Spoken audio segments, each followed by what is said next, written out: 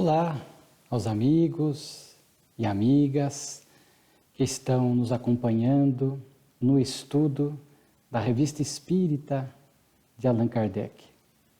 É com muita alegria que, através das redes sociais, nós podemos levar até você o estudo dessa grandiosa obra e tarefa do nobre codificador Allan Kardec. Dando seguimento, hoje estudaremos a Revista Espírita do mês de abril de 1858. Ali Kardec vai nos trazer 6 itens, 6 artigos, que nós vamos apresentar a você, os artigos período psicológico, o espiritismo entre os druidas, evocações de espíritos na Abissínia, palestras de além-túmulo, contendo 2 comunicações, uma de Bernard Palissy e outra de Mehemet Ali, antigo Pachá do Egito, mais um artigo sobre Daniel Douglas Home, 3ª parte, onde Kardec novamente enaltece o trabalho e a mediunidade do Sr. Home, e por fim, o item variedades. A proposta é nós selecionarmos alguns itens da revista para que possamos fazer um aprofundamento doutrinário. E hoje nós gostaríamos de destacar, dentro dos 6 itens apresentados, 3 deles. O primeiro que nós gostaríamos de apresentar doutrinariamente seria o primeiro, período psicológico. Ali, logo no início, Allan Kardec fará um comentário a respeito das manifestações espirituais que precederam o surgimento do Espiritismo. Nós sabemos que houve uma manifestação massiva, organizada pela espiritualidade superior, para que as manifestações espirituais que sempre estiveram presentes na Terra, mas naquela oportunidade, pudessem acontecer de forma massiva nos 4 cantos do mundo para chamar a atenção da humanidade para a sua essência espiritual, para tirá-la das trevas, da ignorância e dos preconceitos, conforme consta do artigo que estamos comentando. E é muito curioso, porque Kardec comenta que os tempos são chegados, portanto, era o momento dessa manifestação superior e coordenada, a fim de que, a partir dela, pudesse surgir o Espiritismo. Mas Allan Kardec recebe uma carta de um assinante, do Sr. Georges, inclusive ele é citado na revista de janeiro de 1858 como uma conversão, alguém que era materialista e se converteu ao Espiritismo. E este assinante manda uma carta a Kardec e desenvolve um raciocínio muito interessante e coerente, que Allan Kardec vai adotar, tanto que reproduz a carta na Revista Espírita, onde o referido assinante comenta algo muito importante. Ele diz que antes das manifestações espirituais que deram origem ao Espiritismo, porque despertou a atenção do codificador, as mesas girantes e todo aquele processo que nós conhecemos, que fez com que o codificador, portanto, fizesse este intercâmbio com a espiritualidade superior e trouxesse ensinamentos valiosos que fazem parte da religião espírita. Houve naturalmente um caminho antes, um preparo.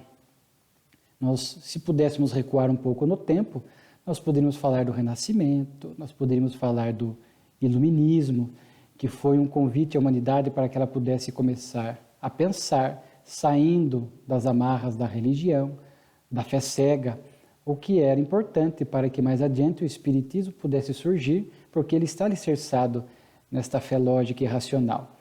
Mas o assinante fala que foi importante também o desenvolvimento das ciências físicas e matemáticas, que trabalham esse raciocínio lógico e exato. Essas ciências criaram o caminho para que surgisse o positivismo de Augusto Comte. O positivismo, ele convida o indivíduo a este raciocínio, a esta observação dos fatos, né, para que não se pudesse tirar deduções de mera especulação, para que se levasse a sério essas observações e dali pudesse extrair raciocínios corretos, adequados, que não fossem fruto de uma observação rápida e, conforme dissemos, decorrente de uma especulação. De forma que o assinante, o Sr. Georges, fala que isso foi muito importante para o Espiritismo. Por quê? Porque nós sabemos que Allan Kardec era um homem de ciência. Inclusive, ele era um grande estudioso de física, de geometria e de matemática. E como cientista, ele adotava essa postura racional lógica do positivismo, para que quando surgissem as manifestações espirituais universais, massivas, Allan Kardec pudesse se utilizar, como o fez, desse método do positivismo. Tanto que ele chega a afirmar em outros textos da Revista Espírita que o Espiritismo é uma ciência positiva, porque surgiu a partir dessa observação séria, profunda dos fatos. Kardec, diante das manifestações espirituais, não começou a fazer especulações. Aliás, no início, um tanto quanto incrédulo, ele começou a pesquisar com mais seriedade as manifestações e pôde, então, a partir das observações dos fatos, ele pôde concluir e fazer deduções lógicas. E percebeu que, através das manifestações, havia respostas, pancadas. Nós sabemos que uma pancada sim, duas pancadas não.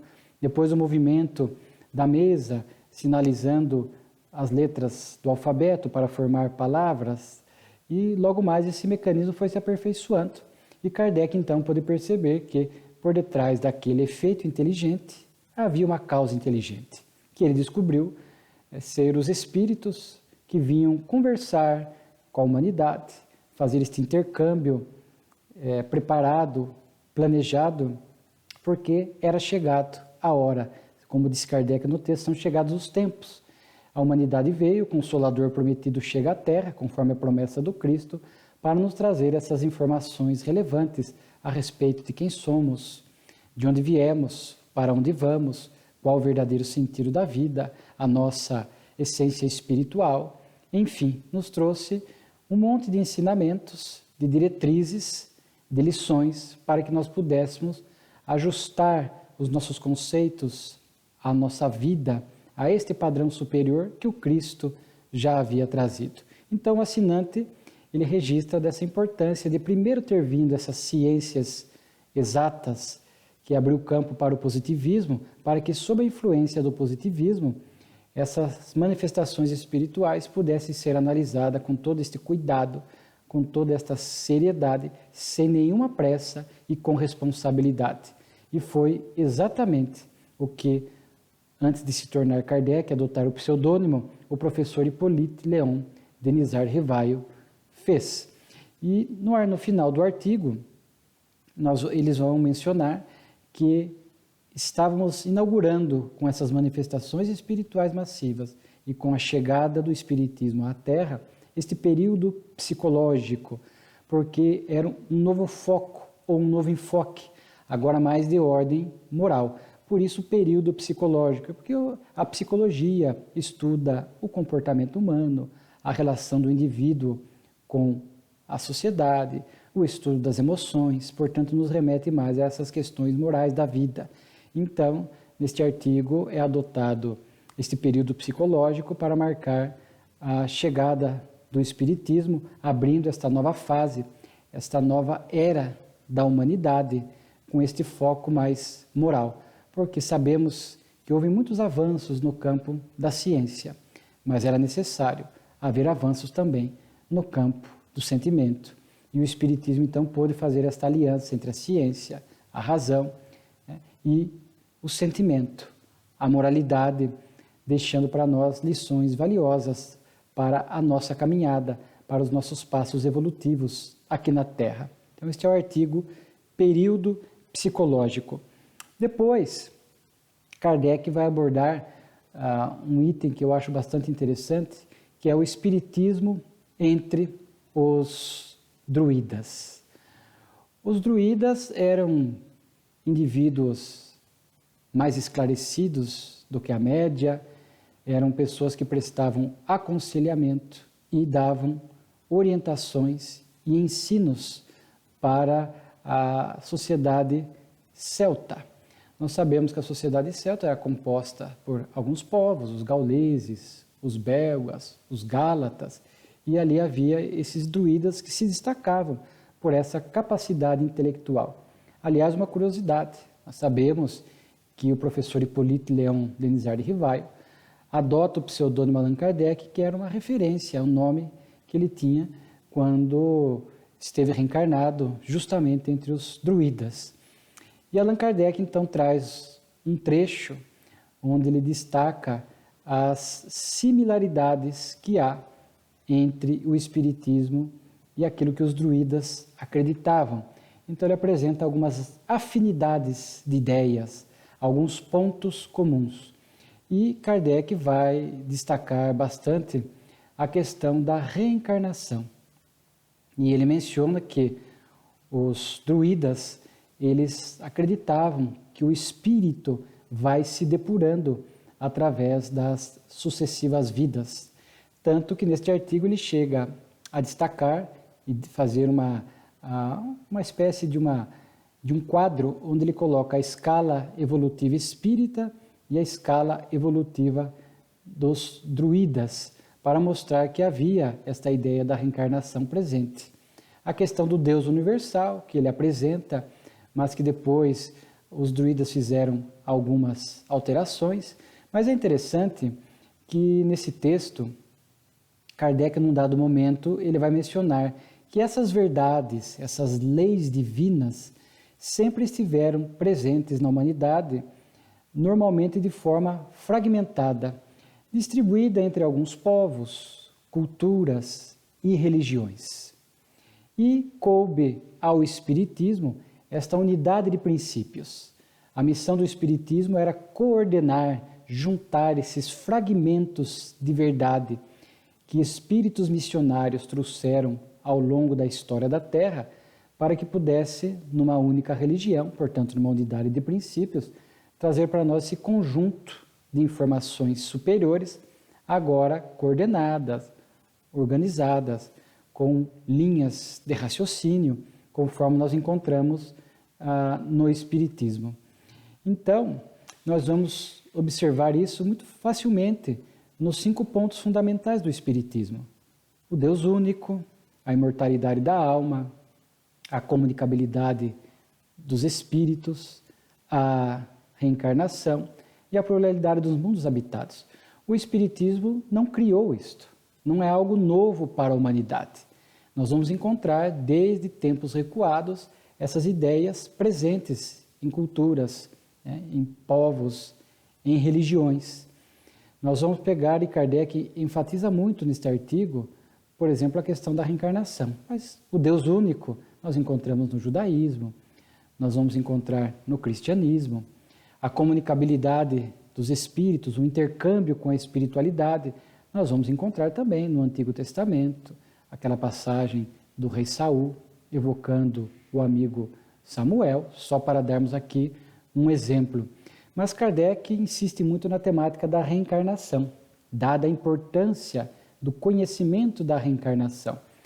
E ele vai nos falar que isso já estava presente no passado. E, de fato, nós vamos encontrar nos egípcios a metempsicose, ainda que seja uma ideia distorcida da reencarnação, que o Espiritismo não adota, porque pressupõe que os espíritos, quando erram, regridem, voltam a nascer de novo nos animais, e algumas linhas mais rigorosas, ele voltaria até nos vegetais, mas já é a ideia das múltiplas vidas.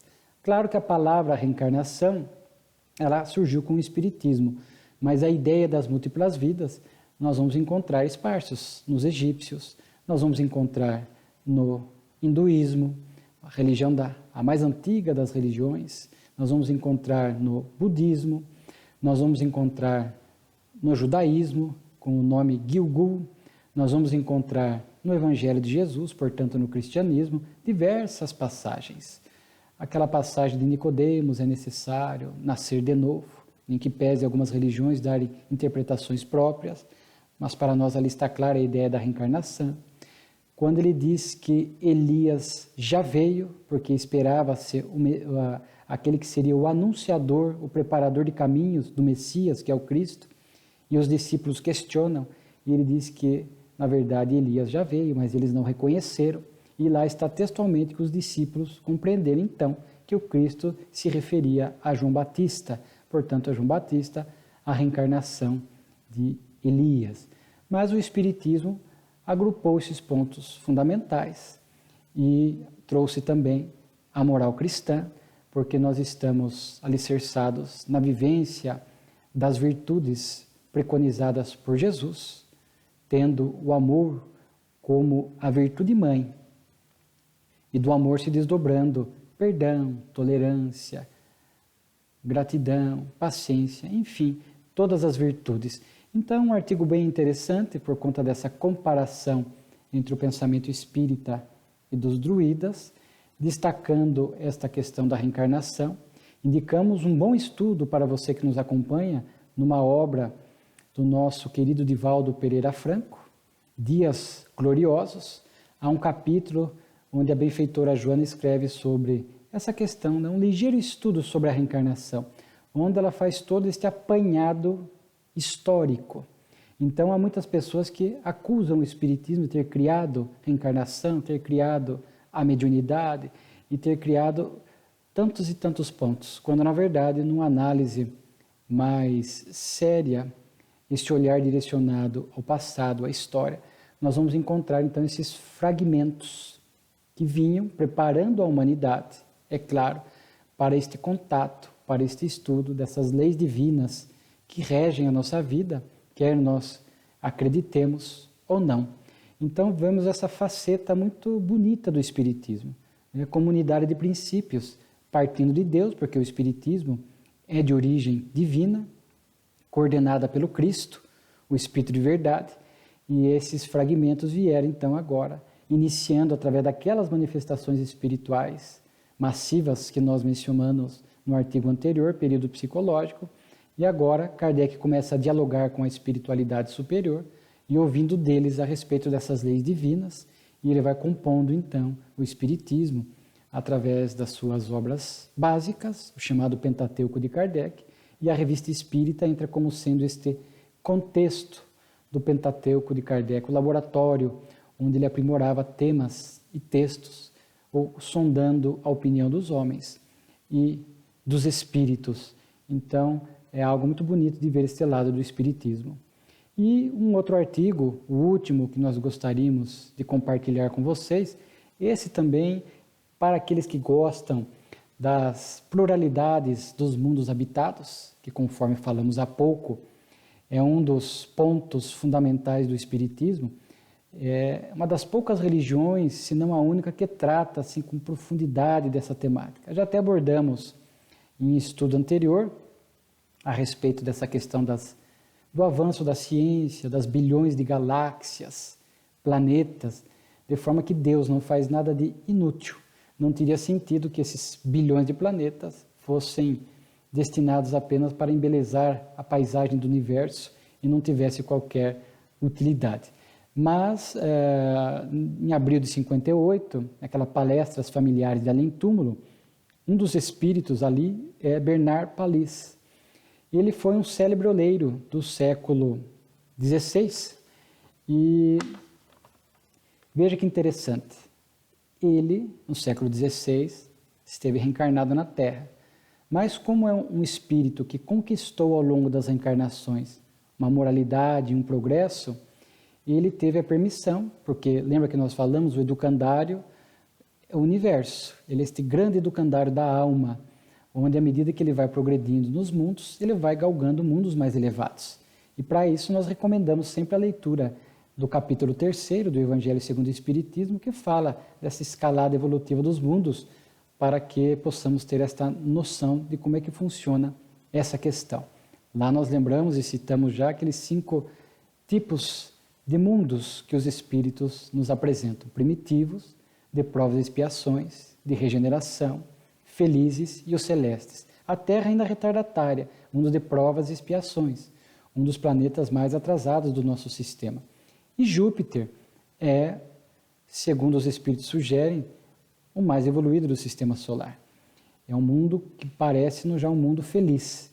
E Bernard Palissy, ele, depois de ter esta reencarnação na Terra, citada, ele teve, portanto, qualidades pessoais, porque não há privilégios na lei de Deus, é meritocracia, para poder habitar Júpiter. E ele habita Júpiter. E ele, então, de lá para cá, trouxe esta comunicação para falar um pouco de Júpiter.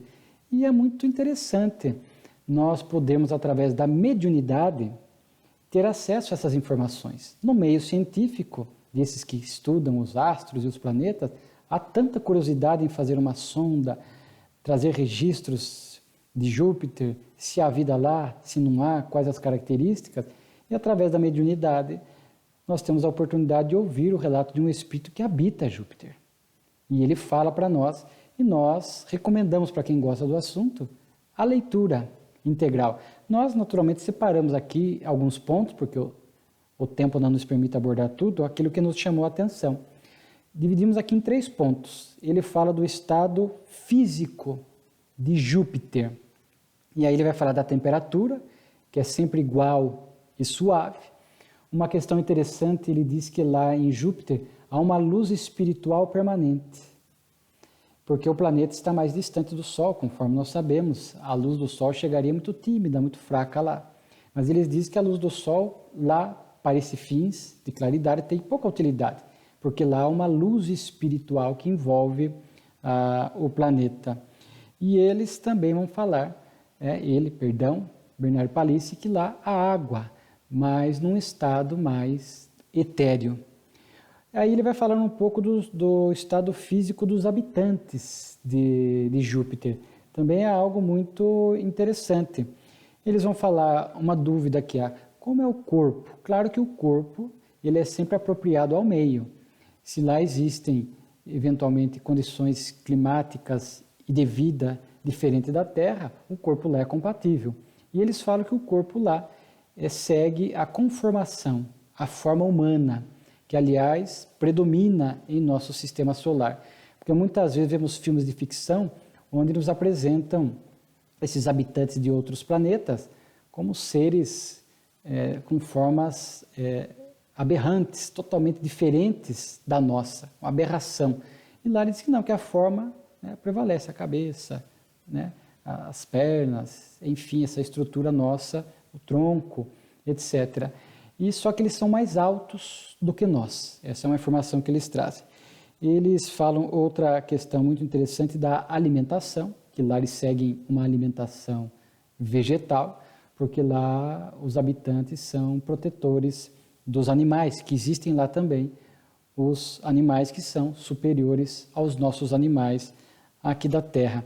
Fala que a vida lá, quando eles estão reencarnados, porque lá ainda é a matéria, tanto que ele chega a falar que há diferença de sexo lá, sugerindo, não sabemos se o masculino ou feminino, conforme é aqui na Terra, provavelmente sim, mas ele fala que há diferença de sexo, porque ele ainda há matéria. É um mundo material, embora muito mais sutil, porque moralmente muito mais avançado que o nosso. E a vida do espírito, quando reencarna lá, dura em média 5 séculos. Portanto, em média, aí, 6 a 7 vezes mais longa do que a nossa vida física aqui na Terra. Claro, favorecido porque lá não há guerra, não há doença. Interessante eles falarem lá que a segunda vista ou a vidência é um estado permanente. Quando o espírito reencarna lá, ele mantém este contato permanente com a espiritualidade, enxerga os espíritos, há um intercâmbio mais intenso, mais consciente com os espíritos e por isso, algo curioso, um dos nossos maiores medos aqui na Terra é o da morte. E lá eles não têm nenhum temor da morte, porque sabem que são espíritos imortais e que a vida segue após aquela vivência material.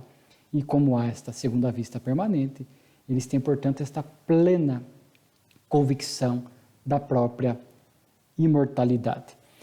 Uma outra questão aqui, o terceiro ponto, para falarmos do estado moral do planeta.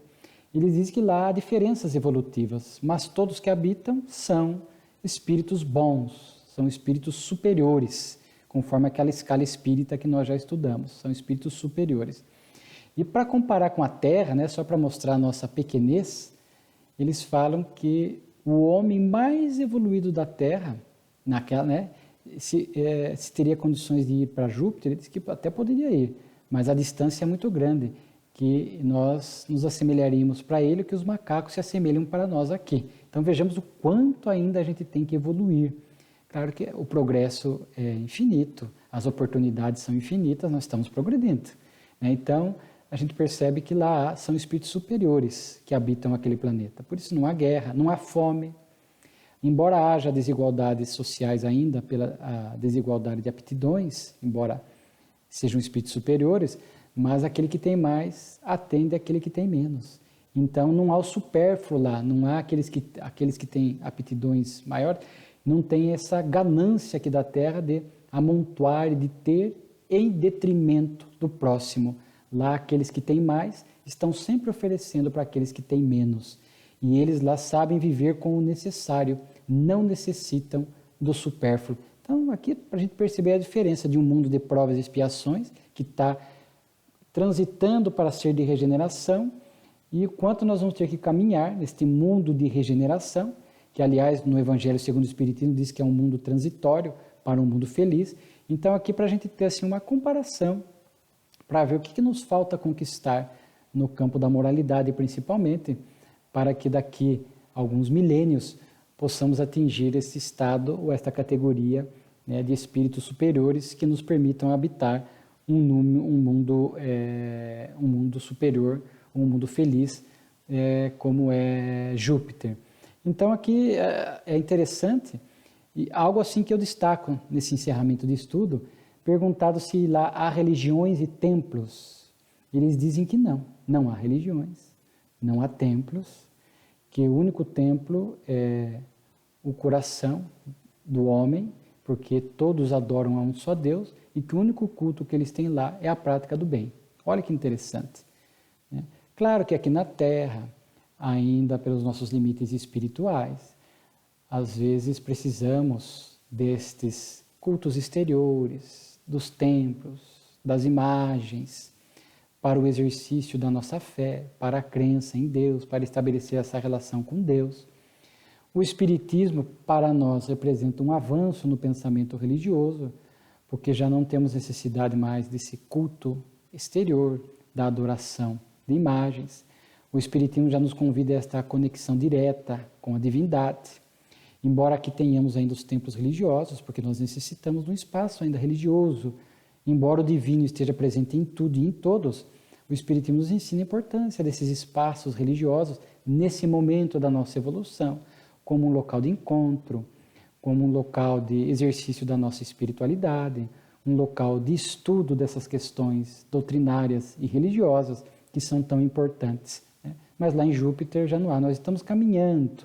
Então é como se o Espiritismo já estivesse nos preparando, dando passos iniciais, porque nós vamos nos desapegando dessas desnecessidades exteriores para estabelecer esta vinculação com Deus. Respeitamos profundamente aquelas religiões que ainda estabelecem estes cultos exteriores, essa adoração a imagens. Temos um profundo respeito a todas as religiões. Aqui não é em tom de desdém nenhum, mas é apenas comparando com a religião espírita e de acordo com essa informação que os espíritos nos trazem de Júpiter, porque nós não damos um salto brusco dos apegos exteriores para esta conexão com Deus para um local onde não há templo, não há religião. Todos acreditam num só Deus e o culto deles é a prática do bem e o templo está no coração de cada um. Então a gente percebe a grandeza do Espiritismo já nesse caminho inicial, nesse preparo para a gente ir se desvinculando dessas questões exteriores, desenvolvendo o nosso potencial anímico, encontrando Deus dentro de nós, para que esta conexão se dê de forma direta. E vamos desenvolvendo, portanto, essas habilidades para logo mais no futuro, na evolução. Nós vamos, portanto, nem sequer como Júpiter, precisar de templos e religiões. Mas até lá, naturalmente que ainda vai um tempo muito imenso, um tempo enorme, porque ainda o templo religioso e a religião exercem para nós um papel muito importante e significativo no nosso processo evolutivo. E Bernard Palissy, para encerrar, fala que essa descrição de Júpiter é uma forma de estimular o nosso progresso, porque quando a gente ouve falar das coisas boas que existem naquele planeta mais evoluído, dos espíritos superiores que lá habitam, é para nós um convite para o nosso melhoramento moral e espiritual, almejando e agindo como homens de bem, já idealizando mais adiante, bem mais adiante, diminuir a fome aqui na Terra, diminuir as guerras, diminuir o egoísmo, estabelecer esta conexão direta com Deus. E isto vai cada vez mais se ampliando, até um momento que a Terra, num futuro distante, poderá se tornar um mundo feliz, como é Júpiter. E para isso depende do nosso progresso. Então, um convite para que a gente saiba de como é um mundo superior e nos esforcemos desde já pelo nosso progresso intelecto-moral. Então, essas eram as matérias, os artigos que nós gostaríamos de destacar da Revista Espírita de abril de 1858 e contamos com você no próximo estudo, onde iremos dar seguimento ao estudo dessa obra grandiosa de Allan Kardec. Muito obrigado e que Jesus continue conosco.